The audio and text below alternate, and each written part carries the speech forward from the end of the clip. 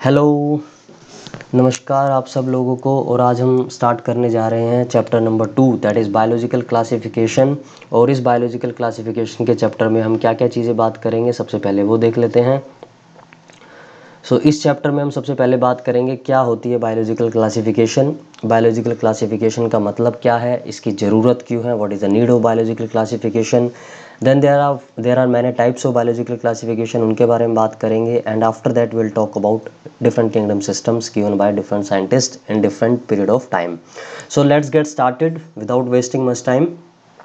So first of all, what is biological classification? See, biological classification का मतलब यही होता है क्लासीफाई करना। क्लासीफाई करने का मतलब मैंने आपको पहले भी एक एग्जांपल दिया था। मान लीजिए मैं आपको 100 बॉल्स दे देता हूँ और 100 बॉल्स में 10 बॉल्स जो है वो रेड कलर की हैं, ठीक है ना। 10 बॉल्स जो है वो यहाँ पर समझने की कोशिश कीजिए। 100 बॉल्स आपके पास टोटल हैं। 10 बॉल्स मान लीजिए रेड कलर की हैं, 10 बॉल्स आपके ब्लू कलर की हैं, 10 बॉल्स ब्लैक कलर की हैं, 10 बॉल्स आपके वाइट कलर की हैं, ठीक है। इस तरह से अलग अलग 10 कलर की आपके पास 10-10 बॉल हैं। और मैं आपको बोलूँ कि भाई इस बॉक्स में से इनको निकाल कर अलग अलग बॉक्स में आप इनको अरेंज कर दीजिए। तो जो आप अरेंज करेंगे ना on the basis of their colour, आप इस वक्त किस बेसिस पर अरेंज कर रहे हैं, कलर उनकी क्या होगी, एक कैरेक्टरिस्टिक हो गई, ठीक है। तो आप दो बॉल्स को जो एक जैसी कलर है उनको आप एक बॉक्स में रख रहे हो बिकॉज ऑफ द सिमिलैरिटी। और जो दो अलग अलग बॉल हैं, एक ब्लैक है एक वाइट है, उसको आप अलग अलग बॉक्स में रख रहे हैं बिकॉज ऑफ देयर डिसिमिलैरिटी, ठीक है। तो आपने उनको अलग अलग बॉक्स में रख दिया, लेकिन अब ये जो कलर है वो तो सेम है।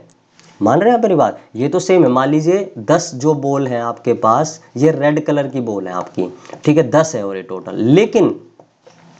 लेकिन आप यहां देखिए, मान लीजिए 10 हो गई पूरी, लेकिन आप ये देखिए साइज क्या सबका सेम है, यहाँ पर नहीं है ना, साइज सबका अलग अलग हमने यहाँ पर साइज बनाया। तो आप साइज के आधार पर भी फिर उनको अरेंज करेंगे, ठीक है ना, यानी कि ग्रुप के अंदर भी और ग्रुप सब ग्रुप आपने बना दिया, ठीक है। तो इसी तरह से हम और एनिमल्स को भी, प्लांट्स को भी, जितने भी लिविंग ऑर्गेनिज्म हमारी प्लैनेट अर्थ पर हैं, जितनी भी स्पीशीज हैं, लगभग मैं आपको बताऊं 17 से 18 लाख जो है स्पीशीज हैं, ठीक है ना, if I am not wrong.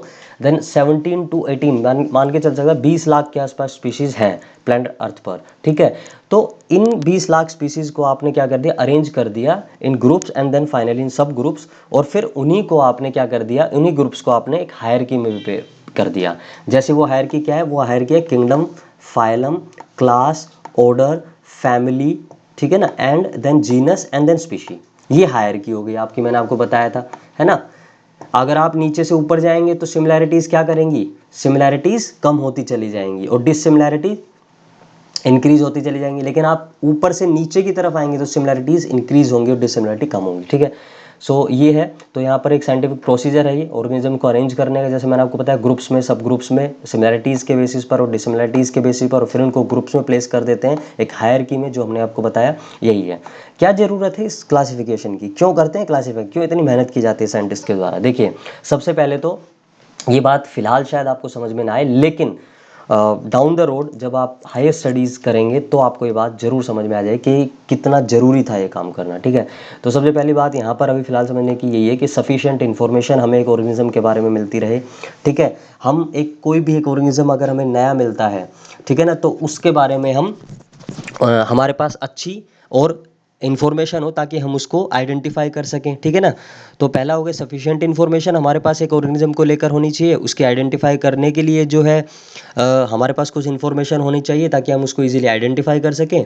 और फिर ऐसे ऑर्गेनिज्म जो पास्ट में रहे हैं, जो अब नहीं है लेकिन वो पास्ट में थे, ठीक है। जैसे जो आप सबसे ज़्यादा सुनते हैं डायनासोर्स, तो डायनासोर्स के बारे में आज जो भी चीज़ें हमें पता हैं, क्या हमारे पास ऐसी कोई इन्फॉर्मेशन है क्या, डायनासोर ने हमें आके बताया। डायनासोर के टाइम में जो लोग रहते थे, ऑब्वियसली कोई लोग तो, आदमी तो रहते नहीं, मैमल्स तो उस टाइम थे ही नहीं, ठीक है ना। मतलब मैमल्स थे लेकिन वो मैमल्स कैसे थे, वो बहुत स्मॉल साइज़ के थे, हमारी तरह आज के जो मैमल्स है वैसे नहीं थे, ठीक है। तो डायनासोर तो आज से बहुत मिलियंस ईयर्स पहले थे, तो उनके बारे में हमें पता लगाना है, ठीक है ना, ताकि हमें एवोल्यूशन के बारे में पता लगे, तो पास्ट के ऑर्गेनिजम्स के लिए।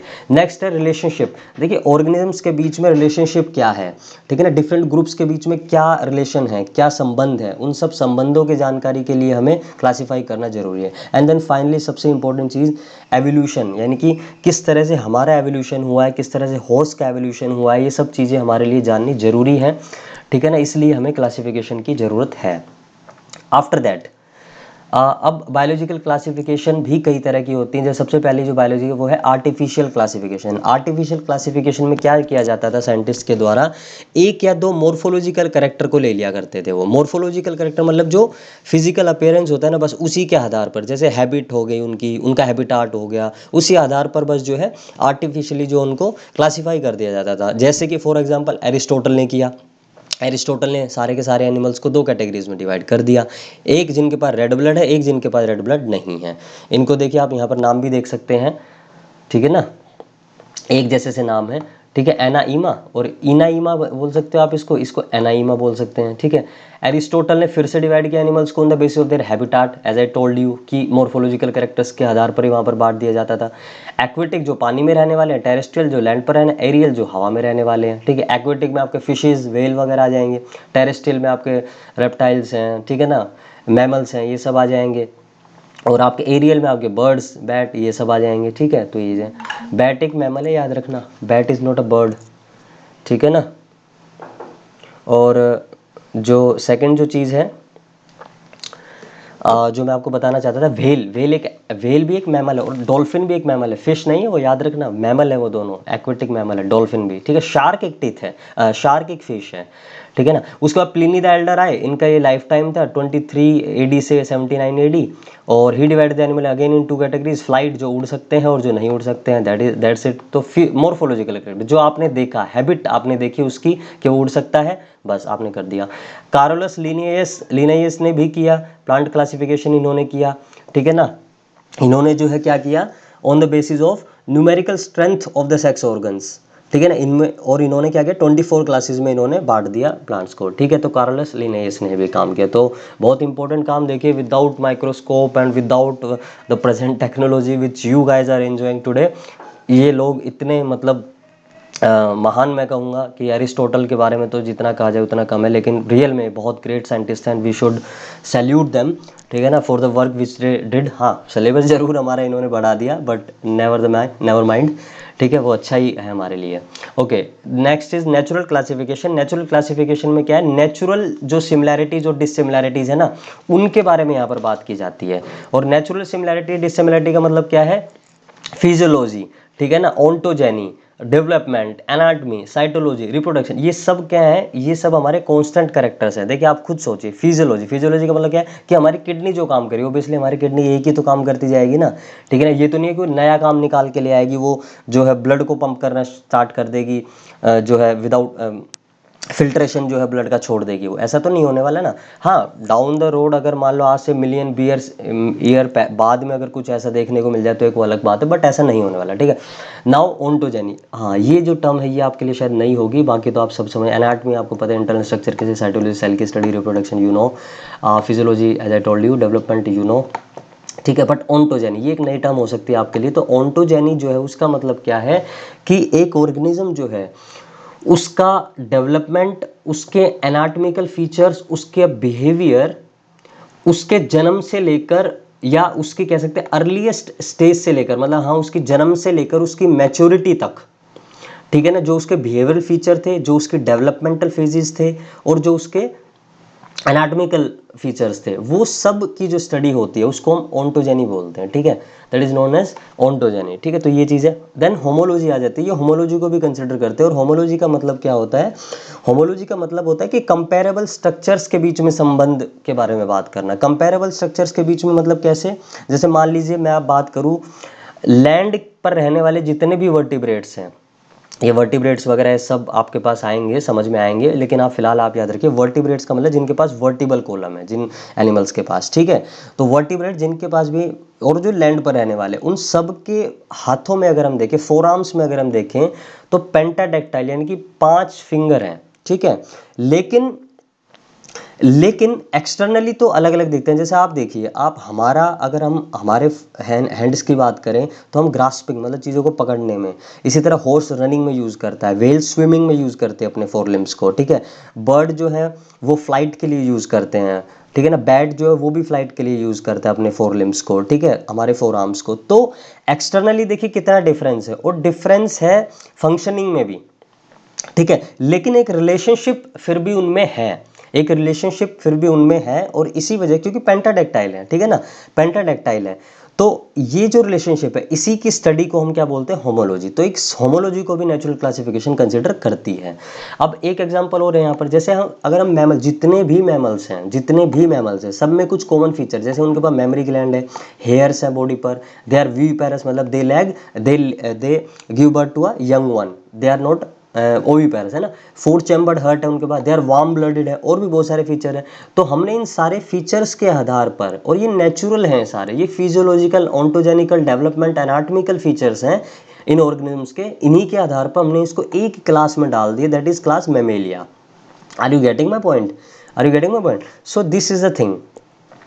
बेंथम हुकर ने जो है 1862 से 1883 के पीरियड के अराउंड इन्होंने क्लासीफाई किया था सीड प्लांट्स को on the basis of natural classification, ठीक है। तो ये चीज़ है। After that is phylogenetic classification. Phylogenetic classification में क्या आ जाता है, ये थोड़ा और नई चीज़ों को कंसिडर करती है, ये एवोल्यूशनरी रिलेशनशिप को कंसिडर करती है। फाइलोजेनेटिक जो रिलेशनशिप है, क्लासिफिकेशन है, एवोल्यूशनरी मतलब एवोल्यूशन के दौरान क्या रिलेशन रहा उनका, ठीक है, या एवोल्यूशन से पहले क्या रिलेशन था। एंगलर और पेंटल ने ये दिया था, और कंसेप्ट डार्विन, जो चार्ल्स रॉबर्ट डार्विन, बहुत ही महान साइंटिस्ट, एवोल्यूशन के लिए तो पितामह कह सकते हैं इनको हम, ठीक है। सो जो है यही थे, इनकी बुक से ये कंसेप्ट लिया गया था, और इन्होंने एंगलर पेंटल ने डिवाइड किया था फ्लावरिंग प्लांट्स को, ठीक है ना, फ्लावरिंग प्लांट्स को इन्होंने क्लासीफाई किया था। और ये फाइलोजेनेटिक काफ़ी डायनेमिक है, ये स्टैटिक नहीं है, ये काफ़ी डायनेमिक जो है क्लासिफिकेशन है। और यहाँ पर जो मेजर सोर्स होता है, क्योंकि एवोल्यूशन की हम बात कर रहे हैं, और एवोल्यूशन में मतलब कि जो चेंजेस हमारे अंदर आए हैं, ठीक है ना, जो चेंजेस, जैसे हम देखिए, हम जो है पहले एप्स या फिर मंकी टाइप के थे, ठीक है ना, और वहीं से फिर हमने इवॉल्व होकर आज हम जो है आज होमोसैपियंस बन गए हैं, ठीक है। तो हमने किस तरह से जो एवोल्यूशन किया, ठीक है ना, और ये हम कैसे पता लगाते हैं, फॉसिल रिकॉर्ड के आधार पर, ठीक है। तो उन्हीं सब की स्टडी को, उन्हीं सब के बेसिस पर अगर हम क्लासिफिकेशन करें तो हम उसे फाइलोजेनेटिक क्लासिफिकेशन बोलते हैं। अब फाइलोजेनेटिक क्लासिफिकेशन की एक टाइप है, दैट इज़ फेनेटिक, इसको हम टैक्सोमेट्रिक्स भी बोलते हैं, फेनेटिक को ही, ठीक है ना। ये एक टाइप, एक तरह की फाइलोजेनेटिक क्लासिफिकेशन, इसमें हम क्या नहीं कंसिडर करते हैं, लेकिन इसमें हम एवोल्यूशन को कंसिडर नहीं करते हैं, ठीक है ना, और ना ही हम फोसिल्स के कैरेक्टर्स में जो डाइवर्सिटी, जो अलग अलग पन है, जो डिफरेंसेस है, उनको भी क्लासिफाई। तो हम एक तो फोसिल्स के डाइवर्सिफिकेशन को, और एक हम एवोल्यूशन को, इन दोनों चीज़ों को हम नहीं करते हैं, ठीक है। चार मेजर ब्रांचेस यहाँ पर है मेन। ये क्या चीज़ें कंसिडर करते हैं, साइटोटैक्सोनॉमी, यानी कि सेल के जो स्ट्रक्चर्स हैं उनको, कीमोटैक्सोनॉमी जो बायोकेमिकल्स, जो केमिकल स्ट्रक्चर्स हैं, ठीक है, न्यूमेरिकल टैक्सोनॉमी, ये कंप्यूटर का यूज़ करके यहाँ पर कर लिया जाता है, और क्लैडिस्टिक जो टैक्सोनॉमी है, ठीक है। तो ये कुछ चीज़ें जो हैं ये यूज़ करता है फाइलोजेनेटिक में, और यहाँ पर जो है ये चीज़ें हैं, ठीक है।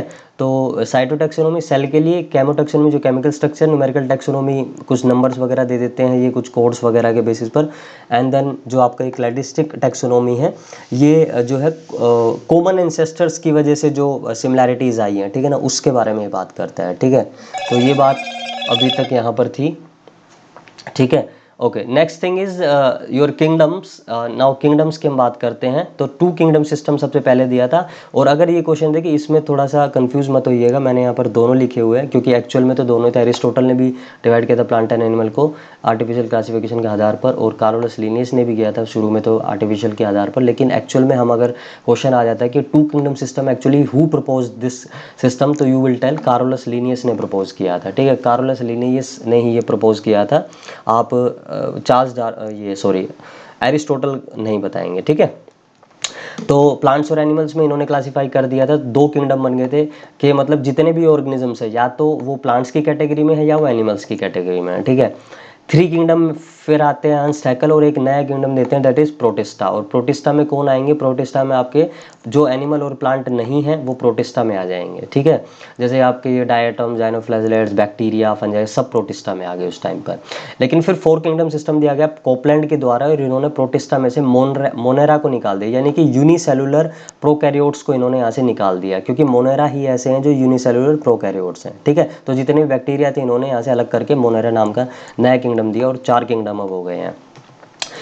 फिर आते हैं विटेकर जी 1969 के दौरान, ये भी जो है अपना एक सिस्टम देते हैं और एक नया सिस्टम लेकर आते हैं, ये एक नया किंगडम लेकर आते हैं फंजाई। और फंजाई में जितने भी सेप्रोट्रोफिक डेड डिकेइंग ऑर्गेनिक मैटर को खाने वाले ऑर्गेनिजम्स इन्होंने इस किंगडम में डाल दिए, और इन्होंने ये 5 किंगडम फाइनली दे दिए, जो कि आज के दिन हम एक्सेप्ट करते हैं इसको, ठीक है।